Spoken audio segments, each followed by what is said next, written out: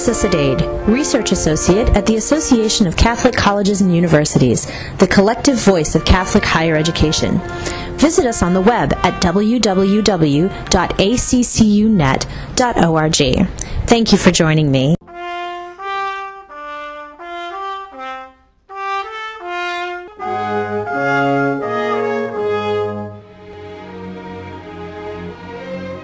Fiona Buggy, an ACCU summer intern from the Washington, Ireland program, recently sat down with Father Charles Currie, president of the Association of Jesuit Colleges and Universities, a national organization of 28 Jesuit colleges and universities in the United States.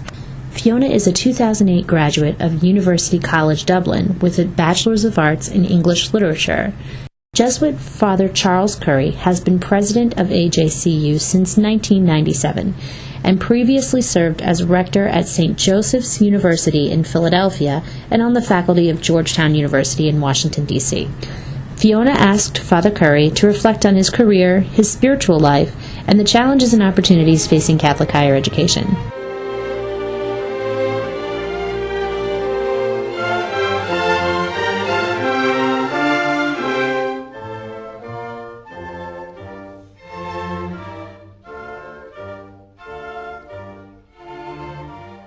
Well, first question is, what were you doing when you were 21?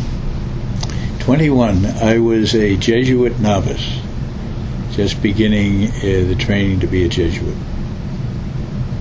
And what was that like? What do you remember from being 21?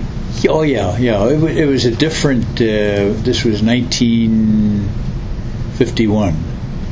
So it was a very different world, a very different church. I enjoyed the novitiate. It was a great experience. We had 42 novices in my class. Today we're lucky if we get 4 or 5. And in the church, you had the old liturgy, devotions, many of which we don't have. At least they're not as prominent today. And I was a very happy camper, and my first real introduction to Jesuit spirituality, and I found that very good. We had a very good novice. We had 2 novice masters, one for the first year, another for the second. Both of them were very different men, but both great inspiration. So it was a great year. How did you get to where you are today? A lot of things were kind of accidental. It was not a career. If you had asked me when I was 21, where would I be 50 years later, I probably would never said I'd be sitting here. And I think that's true of most of us. I think I guess the first key decision was to become a Jesuit, and then the kind of work that I got involved with as a Jesuit, higher education, that certainly puts you on a certain path. Then higher education administration, the fact that I have worked in a number of different Jesuit universities in a number of different capacities, made this job as head of an association of 28 colleges and universities.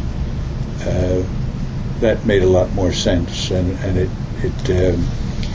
gives me a lot of sensitivities in dealing with situations that maybe somebody else might not have, just because I've been there, done that kind of thing. I've never, even with my vocation, it was not a highly intellectualized decision. I think I just happened to be with a lot of young Jesuits whom I admired, and certain things, because the Holy Spirit's in there somewhere. But a lot of it would have been serendipitous. I never intended to get into administration. I was very happy to be teaching at Georgetown, and somebody asked me to go out to Wheeling in West Virginia. So it was a combination of serendipity and maybe some luck and accidental stuff. What do you think is the biggest issue facing your institution today? Well, my institution, the association, our identity is really, it really depends on the 28 institutions that we serve. So as an association, the biggest issues are, how can we best serve the institutions we both represent. And I see our role as it's very relational, representing the institutions to the church, the Society of Jesus, the other higher education associations, Congress, the administration. So a representational role. But the role that I think is even more important is promoting collaboration, and we do an awful lot of that. So the challenge to us as an association is to do both of those things as well as we can, representing effectively and facilitating and encouraging as much collaboration as possible. As far as the institutions themselves, higher education is faced with a lot of problems today, a lot of challenges. The cost issue is a major one. There's a concern by the institutions themselves. There's a great demand to offer more and more services, but people are very wary about paying for those services, so they don't want the tuition to go up, but they want more and more services, which are very labor-intensive typically, and so that's the institutions are in a bind. Because of the concern about costs, there has been a decline in respect for higher education.